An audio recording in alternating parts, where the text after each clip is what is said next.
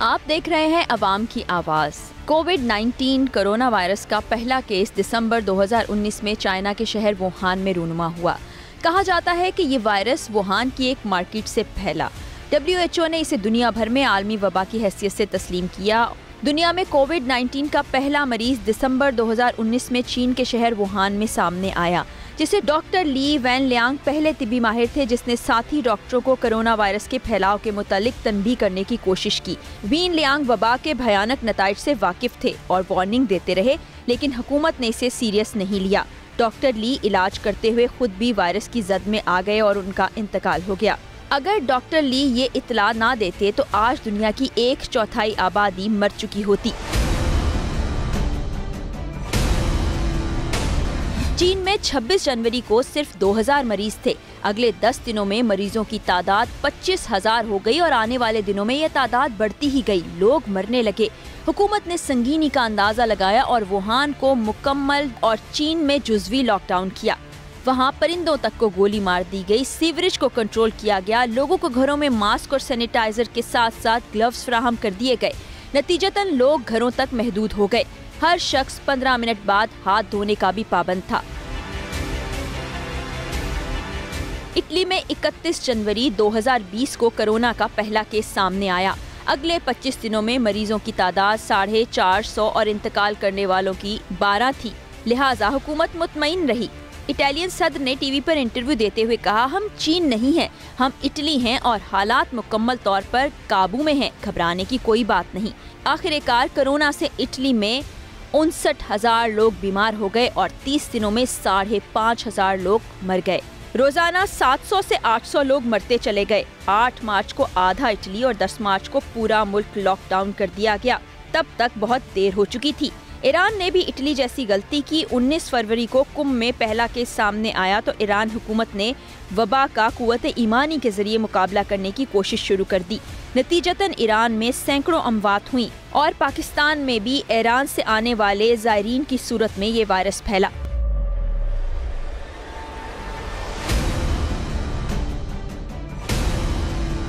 Corona virus एक खतरनाक बीमारी है। इससे हमें एहतियाती तदाबीर करनी चाहिए। गंदगी से बचना चाहिए। मास्क पहनना चाहिए। अगर किसी को बुखार भी हो तो वो डायरेक्ट डॉक्टर के पास जाएं। किसी से हाथ मिलाने के बाद अपना हाथ वॉश कीजिए। आपको कुछ भी बुखार वगैरह हो जाए डॉक्टर से डायरेक्ट जाए डॉक्टर के पास। स्कूल से छुट्टियाँ इसलिए हुई हैं क्योंकि कोरोना वायरस फैल रहा है।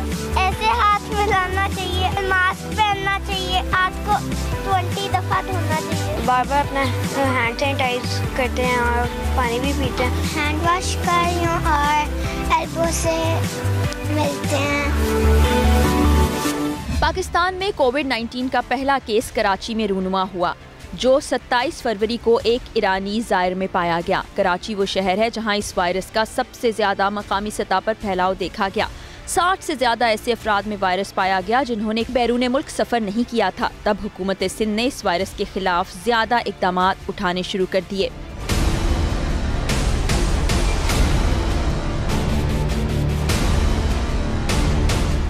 पाकिस्तान में स्मार्ट लॉकडाउन ख़त्म करने का ऐलान किया गया है, जिसका मकसद अवाम को एहतियाती तदाबीर की पासदारी के साथ माशी सरगर्मियों की इजाज़त देना है। Restaurants, hotels, shopping malls, beauty parlour और मज़ारात खोल दिए गए हैं। बैनुसूबाई ट्रांसपोर्ट पर आयद पाबंदी भी ख़त्म की गई है।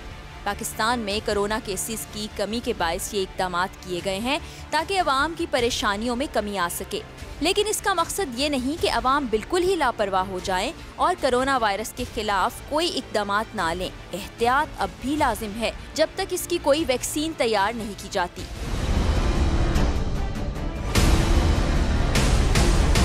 इस वक्त हम नॉर्थ नाज़िमाबाद में कायम शुदा एक ऐसे प्राइवेट अस्पताल के बाहर मौजूद हैं जो कि JDC और पाकिस्तान के एक बड़े ग्रुप के इश्तराक से बनाया गया है। ये कोरोना के लिए मुख्तस कर दिया गया अस्पताल पहले से मौजूद था, लेकिन इसमें कुछ चीज़ें ऐसी शामिल की गई जो कि कोरोना के मरीज़ों के लिए लाजमी होती हैं। 150 बेड का ये अस्पताल है और यहाँ आपको दिखाएंगे फ्री कोरोना अस्पताल का इसको नाम दिया गया है। यहाँ पर आने वाले पेशेंट्स को यहाँ रखा जाएगा, उनका इलाज किया जाएगा, उनका ख्याल रखा जाएगा, लेकिन फ्री ऑफ कॉस्ट ये सब कुछ किया जाएगा। अंदर चलते और देखते हैं कि यहाँ पर क्या क्या फैसिलिटीज़ मौजूद हैं, कितने बेड्स हैं और अस्पताल में इस वक्त अमला मौजूद है कि नहीं।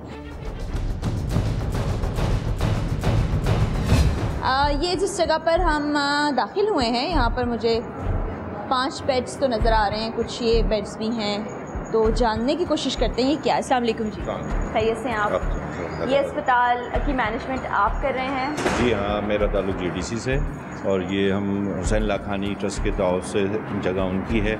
इक्विपमेंट वगैरह ये सारे हमने रखे हैं। ये जैसे आप यहाँ खड़ी हैं, ये इमरजेंसी वार्ड है, इसमें ये हमारे पास 6 बेड है।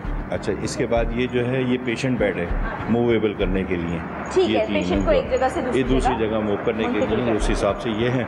आगे आपको हम दिखाते हैं, ये कंप्लीट हो चुका है हमारा। ऑक्सीजन वगैरह सारी मशीनरी वगैरह आप देख रही हैं, सब फिट हो गई हैं इसमें। हम ज़रा एक नज़र देखते हैं। देखें जी, मुख्तलिफ स्टैट्स के लिए ये मशीन लगाई गई है, जिसमें ब्लड प्रेशर भी चेक होता है, ऑक्सीजन लेवल और इस तरह की मुख्तलिफ चीज़ें जो हैं वो चेक की जाती हैं।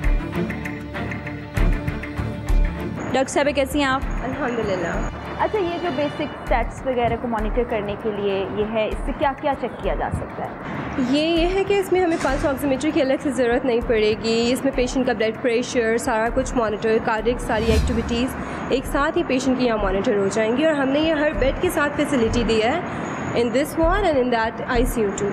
ठीक है, और यहाँ पे ऑक्सीजन के लिए भी कोई इंतजाम होंगे? ऑक्सीजन का तो हमने पूरा एक टैंक अरेंज किया है, जिसके लिए हमें पोर्टेबल सिलेंडर्स की ज़रूरत नहीं होगी।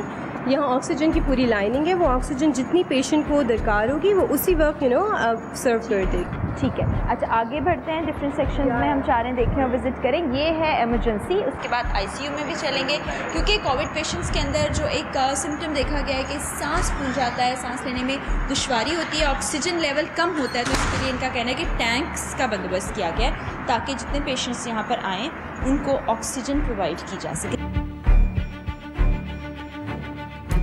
इस वक्त हम ICU में मौजूद हैं। इंतहाई निगहदाश्त का वार्ड कहा जाता है, जहाँ पर ऐसे पेशेंट्स जिनको इंतहाई निगहदाश्त की ज़रूरत होती है उनको रखा जाता है। यहाँ पर भी आप देख रहे हैं कि इस वक्त 6 बेड्स मौजूद हैं। इस तरह की मशीनें आपको नज़र आ रही हैं, जिसमें मुख्तलिफ़ चीज़ें, टेम्परेचर देखा जा सकता है, आप ऑक्सीजन लेवल चेक कर सकते हैं, ब्लड प्रेशर चेक कर सकते हैं, ECG भी आ रही है, यानी हार्ट रेट भी चेक किया जा सकता है। तो जो ऐसी चीज़ें जिनको मॉनिटर किया जाना ज़रूरी है, यहाँ पर उनका इस्तेमाल किया जा रहा है। आगे चलते हैं और डिपार्टमेंट्स का भी आपको विज़िट कराएंगे।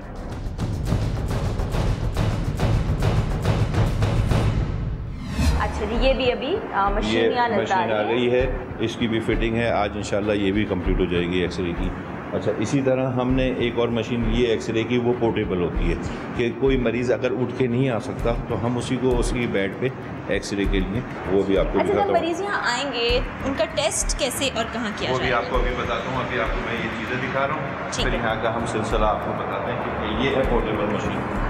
ये रनिंग में मैंने इसको लिया और ये इसको चलाया और ये पेशेंट के पास मैं ले जाऊंगा बेड पे, और ये वही काम करेगी जो वो मशीन। ठीक है, ये देखें मैं आपको दिखाती हूँ। ये एक्सरे मशीन है। ये एक्सरे मशीन ऐसी है जिसके नीचे पहिए लगे हुए हैं। आप इसको कहीं भी लेके जा सकते हैं, क्योंकि ऐसे पेशेंट्स जिनमें चलने की हिम्मत नहीं है या नहीं आ सकते, तो इस मशीन को उनके पास ले जाया जा सकता है। देखें, बड़ी आसानी से जा सकती है।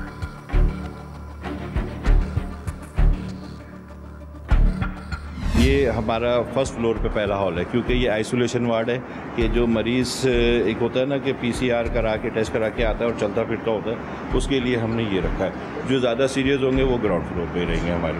तो ये हमारी ये चीज़ें स्टॉक वगैरह हमने ला के रख दिया है। यहाँ व्हील चेयर्स वगैरह भी हैं, बेड्स भी हैं, तो ये सेटिंग चल रही है इसकी। तो हल्के हल्के हम एक एक चीज़ जो है ना, एक एक हॉल सेट कर रहे हैं। ये पाइपिंग आप देख रही हैं, हमने बाहर ऑक्सीजन प्लांट लगा दिया है, ठीक है। उससे ये पाइपों के थ्रू ऑक्सीजन आएगी।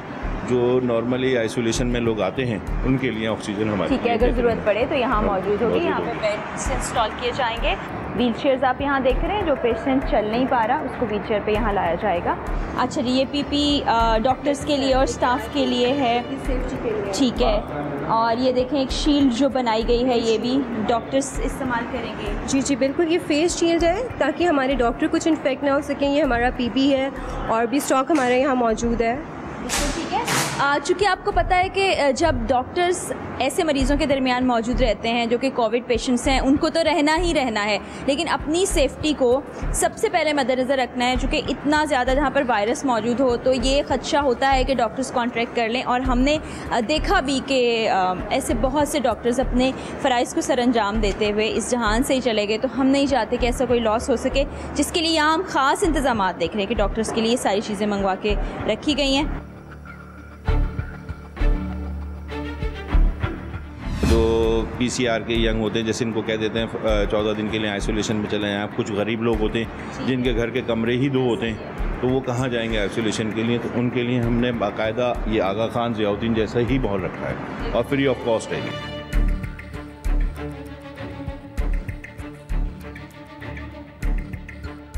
हालिया दिनों में कोरोना के मरीजों में कमी दिखाई दी। हमारी आवाम ये समझती है कि कोरोना पाकिस्तान से ख़त्म हो चुका है, लेकिन ऐसा नहीं। कोरोना का ख़तरा अभी भी सरों पर मंडला रहा है। अगर लोगों ने एहतियात ना की तो मुहर्रम के महीने में केसेस में इजाफा भी हो सकता है।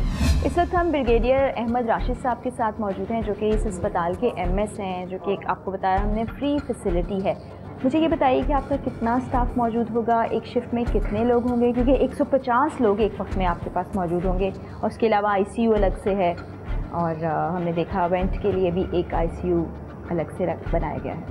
थोड़ा सा पहले मुझे इसका बैकग्राउंड आप बता दूं तो ज़्यादा बेहतर है। और इस वार्ड का नाम है कोविड-19 वार्ड, और इसमें हम सिर्फ कोविड से के जो रिलेटेड पेशेंट्स हैं, यानी वो पेशेंट जो कोविड पॉजिटिव है। अब कोविड की जो बीमारी है वो अब तो हर एक जो भी लोग हैं उनको सबको पता है कि कोविड है क्या। ये एक वायरल डिजीज़ है और इसके मुख्तलिफ स्ट्रेन हैं, और पाकिस्तान में जो अब स्ट्रेन आया है वो उससे वो थोड़ा सा मेरा ज़ाती ख्याल और लिटरेचर भी जो इस पर रिसर्च हुई है वो थोड़ा सा डिफरेंट है। और अल्हम्दुलिल्लाह हमारे पास जो अमेरिका की आप स्टैटिस्टिक्स देखें बाकी तो उससे हम बहुत बेहतर हैं। तो अल्लाह का लाख लाख करम है कि हमारे पास जो स्ट्रेन आया वो इतना खौफनाक नहीं है जिससे इतनी ज़्यादा डेथ्स हुई हैं और इतने ज़्यादा लोग मुतासिर हुए हैं। बहरहाल जो कुछ भी है हमने अब इसके ख़िलाफ़ लड़ना है, और इसको हमने इसके ख़िलाफ़ जो कुछ भी अपनी हम हर इम्कान कोशिश है हमने करनी है।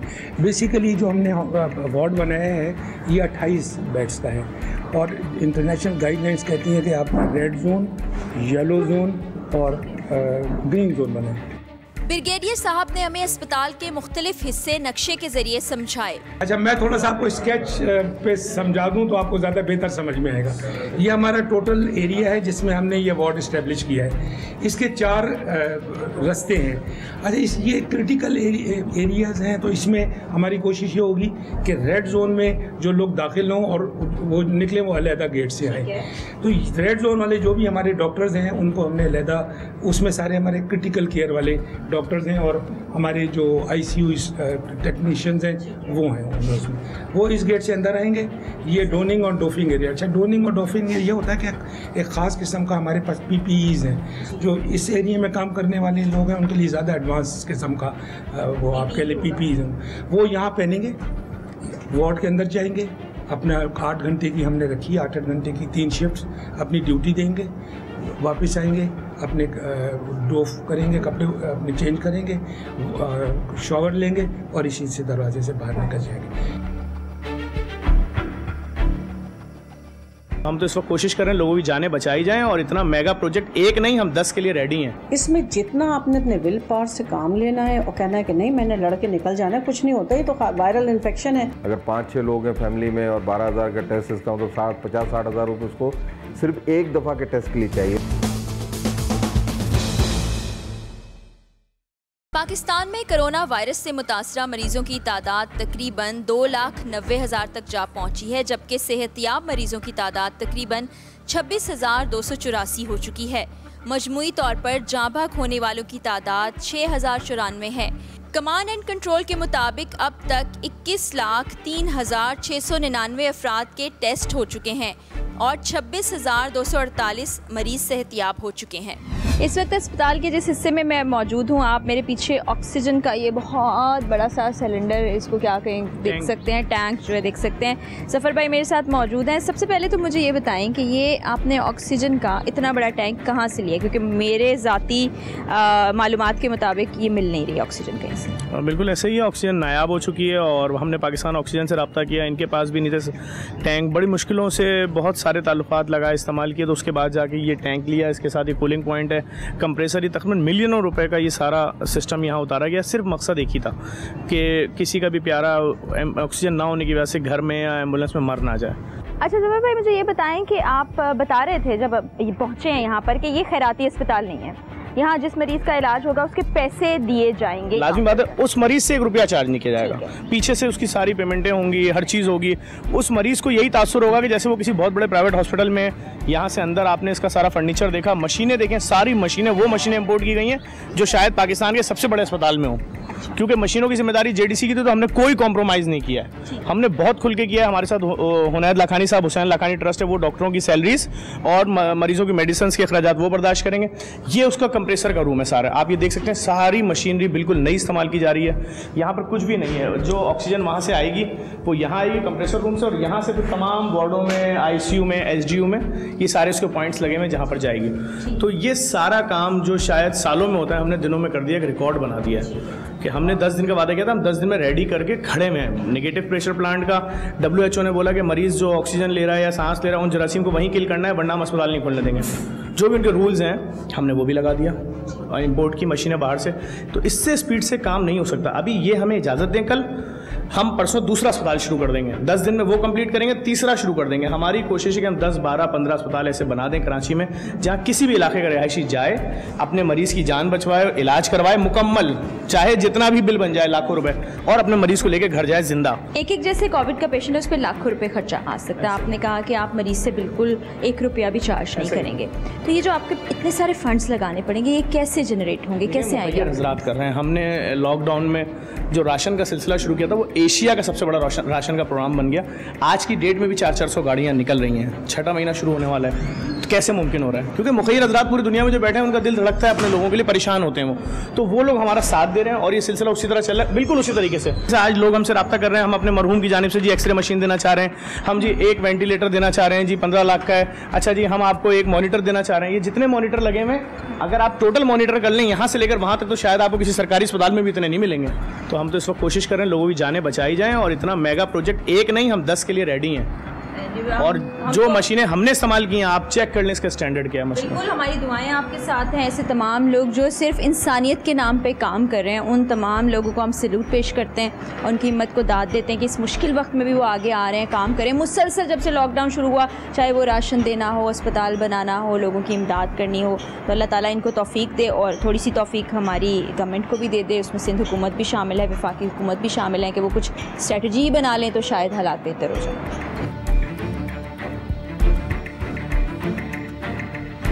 इस वक्त हम मौजूद हैं अल खिदमत हॉस्पिटल एंड डायग्नोस्टिक सेंटर में। यहाँ की प्रोजेक्ट डायरेक्टर हमारे साथ हैं प्रोफेसर डॉक्टर नाइला तारिक साहिबा। उनसे हम कोविड के बारे में बात करेंगे। अच्छा, ये बताएं कि आप चूँकि प्रोजेक्ट डायरेक्टर हैं पूरे पाकिस्तान की, इस वक्त आप देख भी रहे होंगे कोविड के बहुत से पेशेंट्स आ रहे हैं। सिम्टम्स क्या ऐसे होते हैं जिन पर फौरी तौर पर हमें लैब में आ जाना चाहिए और टेस्ट कराना चाहिए? हमारे यहाँ लोग समझ नहीं पा रहे, और समझ क्या नहीं पा रहे, समझ ये नहीं पा रहे कि हो क्या रहा है। हल्का फुल्का ज़ुकाम होता है, कहते हैं ये तो मौसमी है, कोई कहता है हमने चटनी खा ली थी, कोई कह रहा है हमने ठंडा शरबत पी लिया था। बुखार होता है तो कहते हैं वो ठंडा गर्म हो गया। एक बहुत एविडेंट 5-6 चीज़ें हैं। नज़ला जैसी आपके साइन एंड सिम्टम्स हो, बुखार हो, हल्का भी लो ग्रेड भी हो, क्यों ना हो, बुखार हो, आपको सूखी खांसी हो, और आपको लग रहा हो कि ज़रूरी नहीं है कि सांस का प्रॉब्लम हो रहा, और आपको लग रहा हो कि देखिए आपको सूंघने और टेस्ट में भी आपको कोई इश्यूज़ आ रहे हैं, आप उसी वक्त समझ जाएं। क्योंकि जब हम स्कोरिंग करते हैं तो आउट ऑफ द स्कोर्स आपके 5 या 6 में से 4 आपके पास हैं, तो डाउट होना नहीं चाहिए। अल्लाह करे कि कुछ भी ना हो, लेकिन जहन में ये रखें कि इंटरटेन करें कि जैसे खुदा ना खास्ता कोविड ना हो जाए। और बेस्ट ये होता है कि उसके लिए आप कोविड का टेस्ट करा लें। और सांस वाली चीज़ जो होती है, देखिए हर आदमी को सांस, लोग कहते हैं देखो हमारा सांस तो बिल्कुल सही है, हमें सांस तो सही आ रहा है।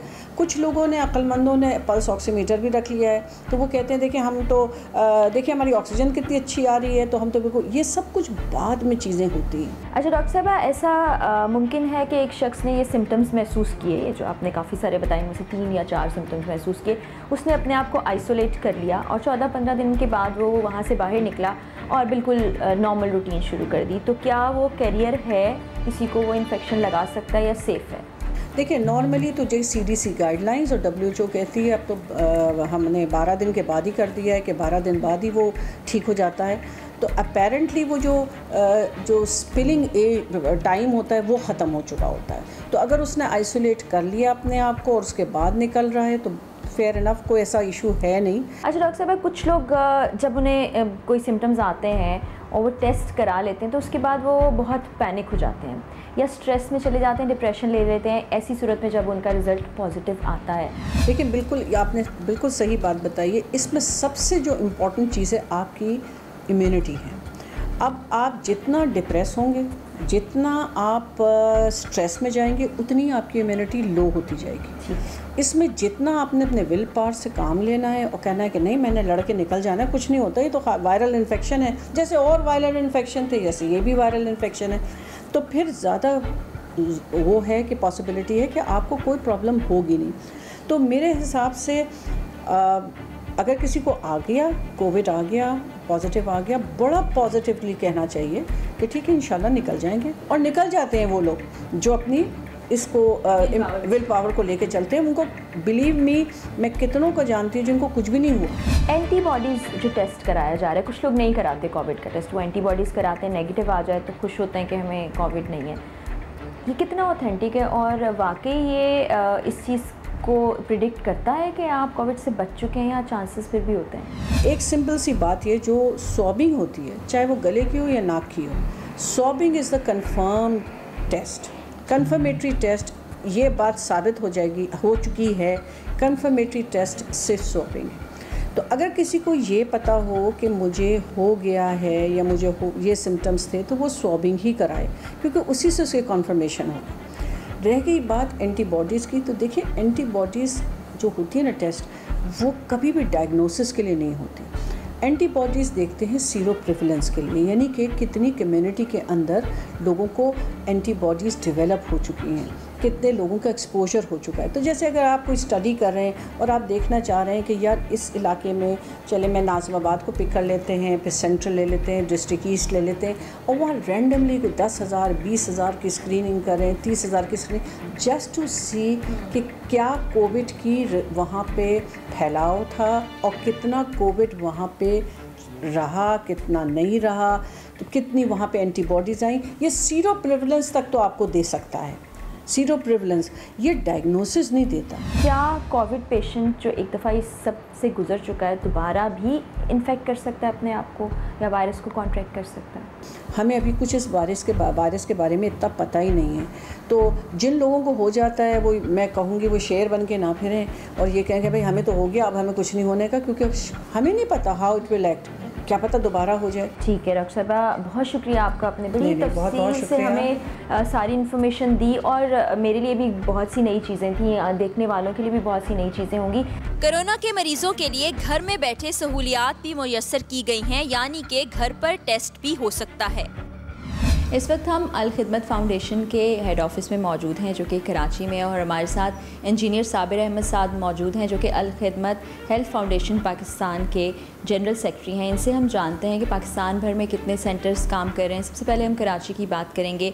कोविड से निपटने के लिए इन्होंने ख़ास इक़दाम किए हैं। कराची में कौन कौन से सेंटर्स कहाँ कहाँ मौजूद है और वहाँ क्या फ़ैसिलिटीज़ है, वो हम इनसे पूछते हैं। अस्सलाम वालेकुम जी, कैसे हैं? पहले हम कराची से शुरू कर लेते हैं। हालांकि पूरे पाकिस्तान में आपके सेंटर्स मौजूद हैं, कि यहाँ पर कितने सेंटर्स हैं और क्या क्या फ़ैसिलिटीज़ ख़ास तौर पे कोविड के हवाले से हैं?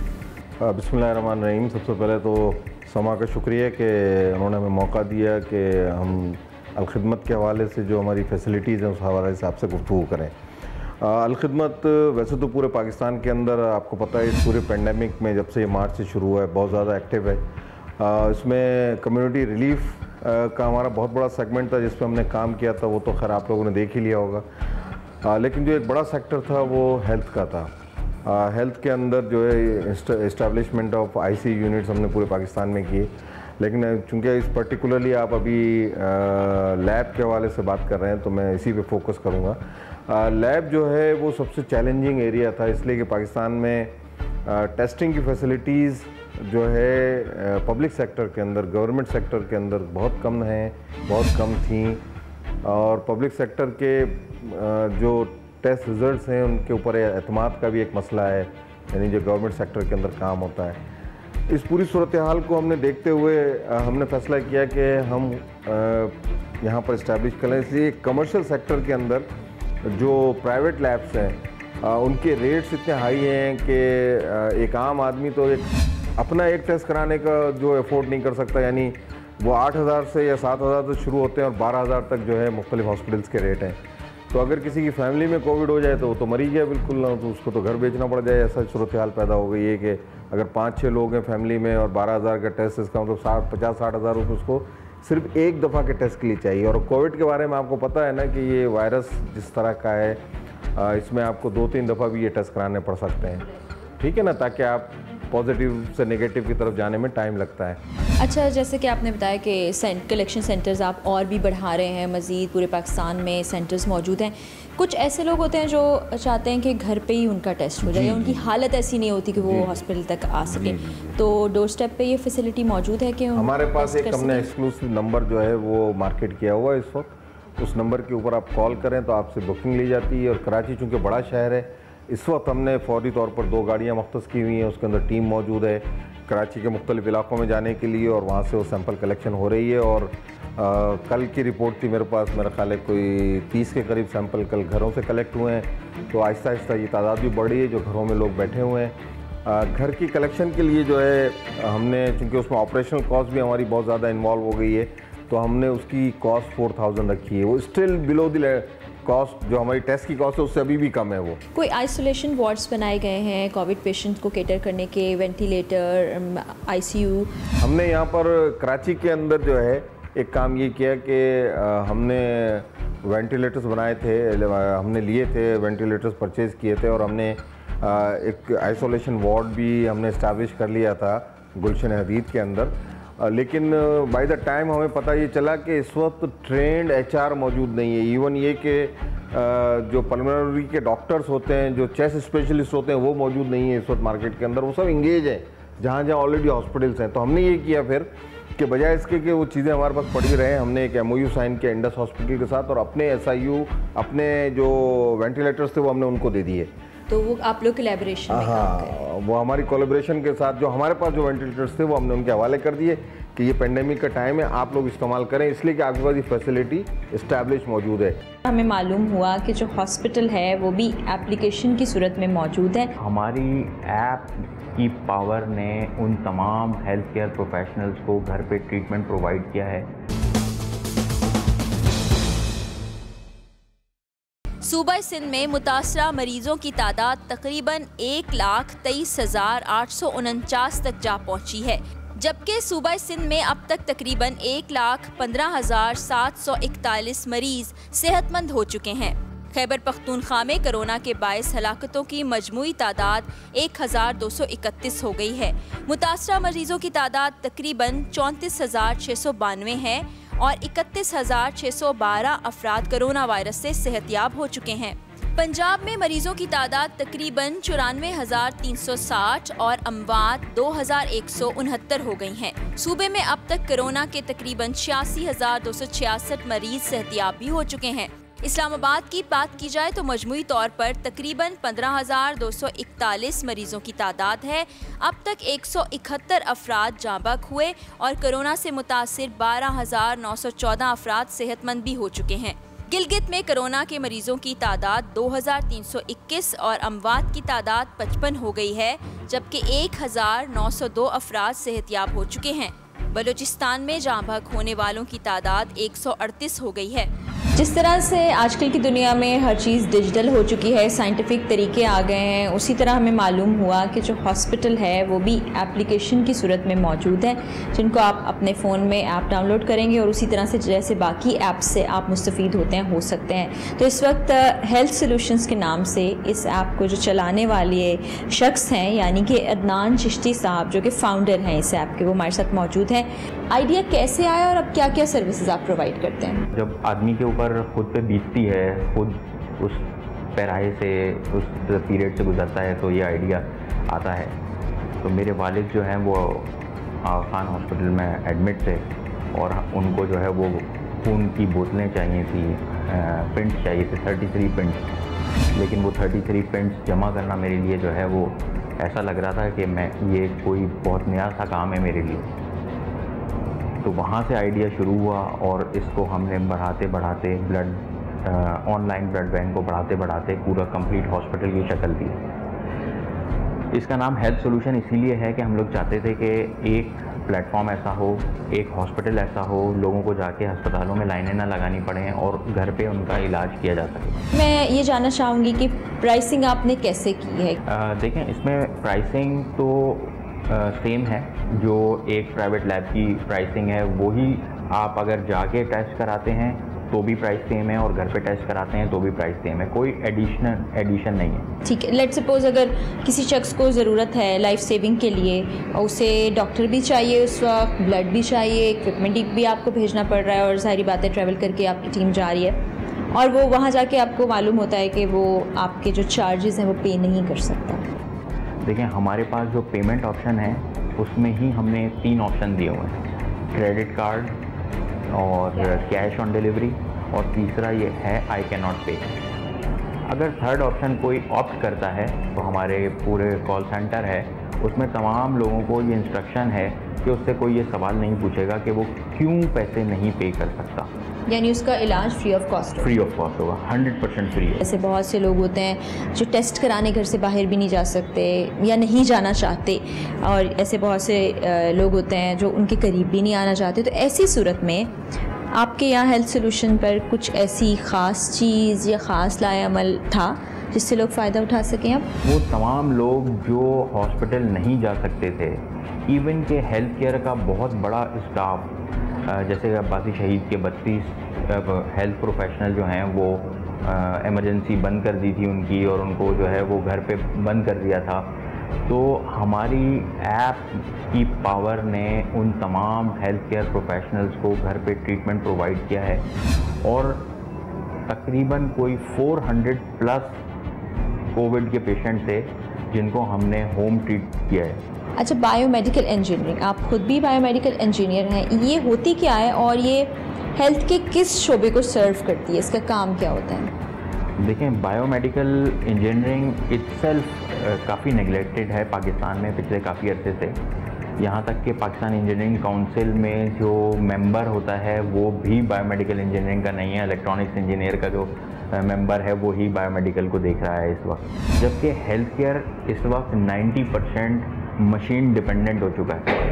वो जो मशीन की डिज़ाइनिंग, रिपेयर, मेंटेनेंस, वो सारी चीज़ें हैं वो बायोमेडिकल इंजीनियरिंग के डोमेन में आती हैं। इस वक्त बायोमेडिकल इंजीनियरिंग एक पाकिस्तान में एक चैलेंज बन गया था, जैसे कि फवाद चौधरी साहब ने भी कहा था कि अपना वेंटिलेटर बनाएंगे। तो वो जो वेंटिलेटर बनाएंगे उसके नीचे रिसर्च और सारी चीज़ें, ये तमाम बायोमेडिकल इंजीनियरिंग की एफर्ट्स हैं।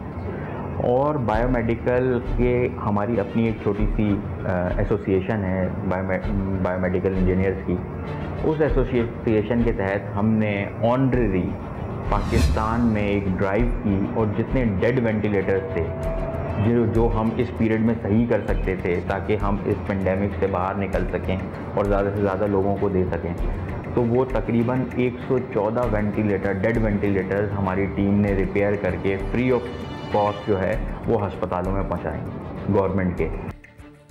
हम पाकिस्तानी अवाम से इल्तिजा करेंगे कि अब भी मास्क पहनना ना छोड़ें, एहतियाती तदाबीर अपनाएं, हाथ बाकायदगी से धोएं और कोरोना वायरस से जितना हो सके एहतियात करें ताकि इस अनदेखे दुश्मन को शिकस्त दी जा सके। इसी के साथ टीम अवाम की आवाज़ और अपनी मेज़बान फराह इकरार को इजाज़त दीजिए। अल्लाह हाफिज़।